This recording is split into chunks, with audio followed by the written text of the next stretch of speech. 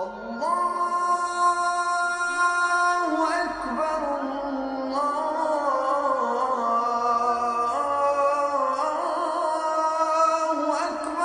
بالله السميع العليم من الشيطان الرجيم بسم الله الرحمن الرحيم السلام عليكم ورحمة الله وبركاته. La paix soit sur vous.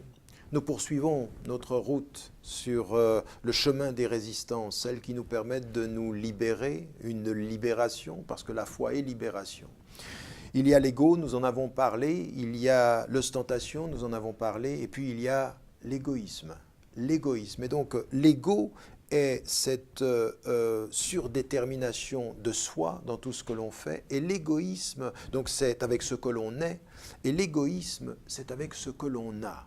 C'est finalement de ne plus savoir, de ce point de vue-là, être généreux.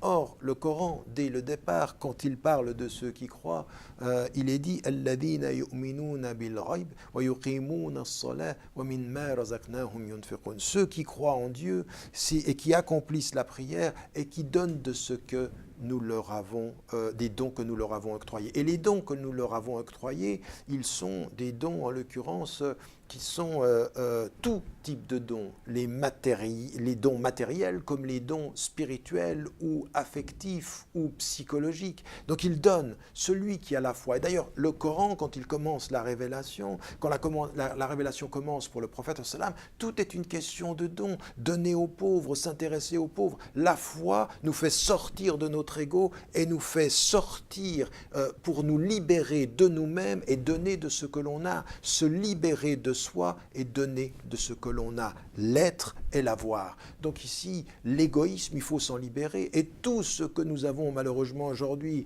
dans un système capitaliste est lié à l'égoïsme, à toujours acquérir de l'avoir, à donner moins et acquérir beaucoup. La spiritualité, c'est être plus et donner davantage. Donc ici, il y a cette dimension qui est tellement importante dans notre engagement. Et puis ce qui est dit, ceux qui résisteront à se protéger de leur propre égoïsme, eh bien ceux-là seront les êtres du succès, ceux qui auront atteint le succès, c'est-à-dire qu'ils donnent. Et quand vous regardez l'islam, le deuxième pilier pratique, c'est la zakat, c'est-à-dire que c'est un droit que les pauvres ont sur nous, mais pour nous rappeler de quoi?